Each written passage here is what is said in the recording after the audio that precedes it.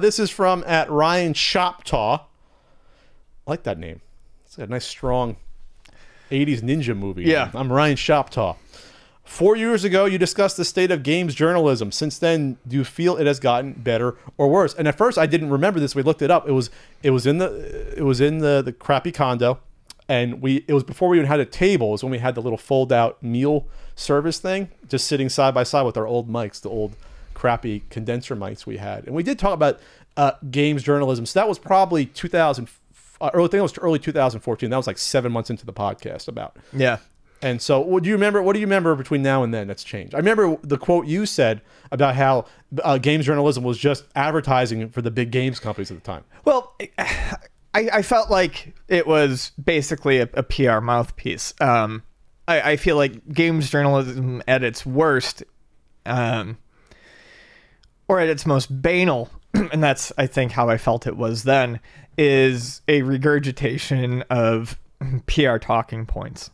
You know, at its worst, I don't feel like there's any actual journalism done. I feel like it's, here's a press release. How can you spin this into how can you write that? Hey, this game's coming out. Yeah. How can you write this as an article? Sure. I feel like it's gotten, a lot better though. I feel like there's a lot more articles, a lot more investigation. I do feel like lately Kotaku has gotten a bit better under Chris Kohler. Writers such as Cecilia D'Anastasio does really good long form. She did the write up about the Atari. She did the Atari. Yeah, that's one that she did. She does really good work. I feel like that Jason Schreier's been doing some good work. Yes. Sometimes a bit inflammatory. Kotaku's turning it around a bit. Sometimes a bit inflammatory, but Schreier does good stuff. Jason, I'll have a conversation with him sometime. He does. He brings up good points. Yeah. So I do think I think the desire to get out there and actually do stuff with teeth is there, and I think that there's a lot of people who are doing a very good job about it. A lot of my complaints do still stand though. I mean, a lot of stuff on the day-to-day basis is still that, and that's a matter. I think that's just par for the course with that sort of work. I think on a regular day-to-day basis, you're going to have a lot of that due to what the industry is. It's nice to see that there are people though trying to put together these large pieces so that you do get meat with your filler. The problem is that obviously there's less money to be in theory made to the hard-hitting stories covering these topics. It might take 5 months to put an article together. Right. Interviewing lots of people, digging out old contact information, putting together various sources. That's real investigative, real reporter journalism work. And it's hard to find those topics in general when it comes to video games.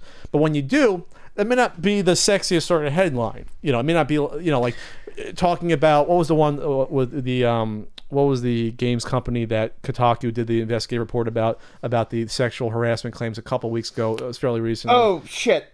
Because that was the other one I wanted to bring up. Yeah. That was a good one. Fuck. So that's work that can take months to put together an article like that. Easily. Months. Shit. That's a lot.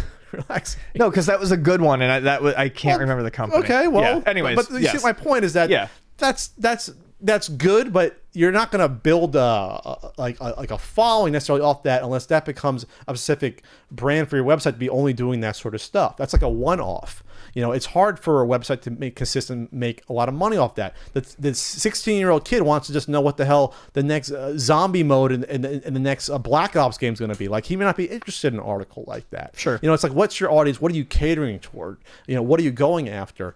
And if there only has to be one or two sites that do work like the Kotaku's trying to do more and more now, that's fine. I just think that I don't know if that's sustainable for every website to do. I don't know if there's an audience for more than one website to do that sort of work, unfortunately. I don't think, unless we mature to the point where we need that more. I don't know. I'm asking a lot of philosophical questions about that. But I'm glad that there's at least some sites doing that. But I think the other reason why that there's been a shift potentially is because the PR mouthpieces have become influencers, Twitch streamers, YouTubers. Sure. They're getting the information out more effectively than what IGN and GameSpot can do. by far. Yes. It's more direct. It's more relatable. It's video format. And yes, IGN's done videos now, like video reviews and things like that. But the more successful people are on YouTube versus, by and large, people working for these websites. That's why they get their stars. They get big people, find them, they like them. It's more organic than, hey, I'm on IGN and I got a big following. Well, it's because you have a big platform. That helps. You know, like the cream does sort of rise to the top on YouTube and people get there.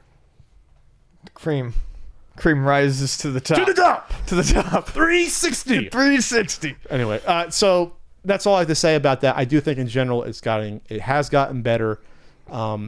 I don't think it's perfect. I talked about there's certain websites there's certain websites I've stopped going to for sources on the podcast. You probably noticed a couple that I don't use anymore because I think they're too divisive. But anyway, so that's all I'm going to say about that. So it's got a little better.